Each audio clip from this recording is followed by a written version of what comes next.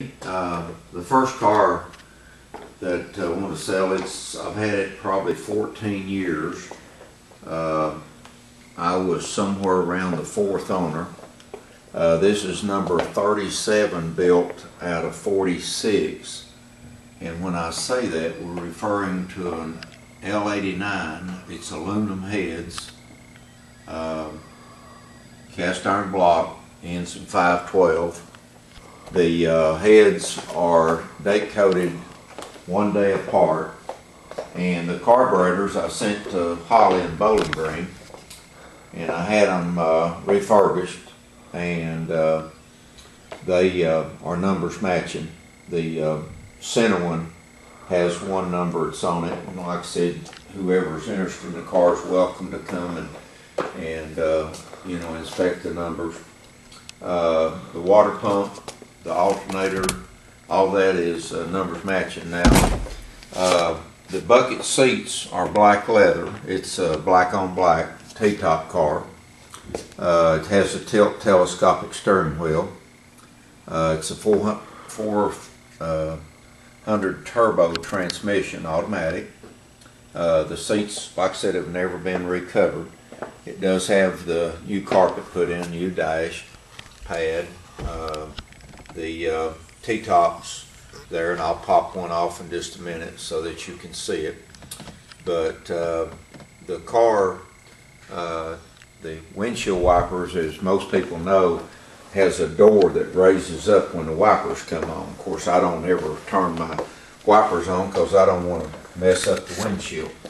But now the car has the original here. I'm popping the top off of it so that you can look down in it and see the car is all that chrome is good. There's no rust in anything in the frame. I had it. The paint on the car is single stage acrylic urethane by DuPont. It's called Platinum. It's a factory pack, which means that if you had to paint anything, you could always go back.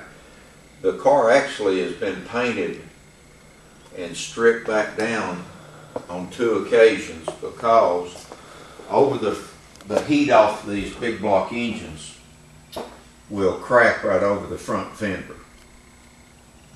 And so when looking at the car, I drove it and had it repainted.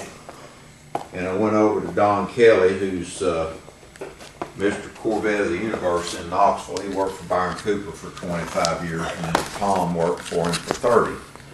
And Byron quit doing cars and just started doing auctions and car shows.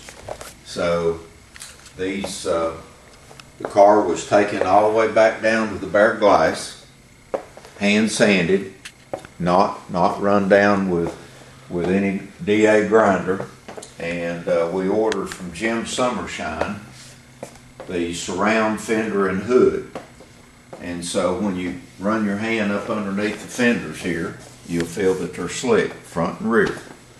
It has a new gas tank. Everything in the car has been gone through.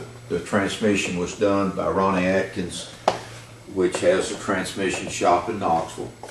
The 355 gear ratio in the rear end is standard for that, this 435 horse car. The rear end was done by Dwayne Calfee Racing out of Norristown, Tennessee. He also had the engine blueprinted balance, and it's line board, and it was all done with new materials. The radiator is a 4-core radiator. It's all factory, and everything on the car works. The radio is AM/FM stereo radio, and there's a guy in Chattanooga that reworks the radios, so I had that done.